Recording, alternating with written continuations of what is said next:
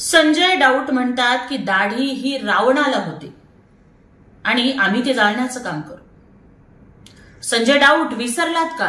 अरे छत्रपती शिवाजी महाराजांना दाढी होती, छत्रपती संभाजी महाराजांना, शहाजी राजांना दाढी होती, महात्मा फुल्यांना, गुरु गोविंद सिंगांना, गुरु नानकांना, नाथपंथातल्या 9 नाथांना सुद्धा दाढी होती.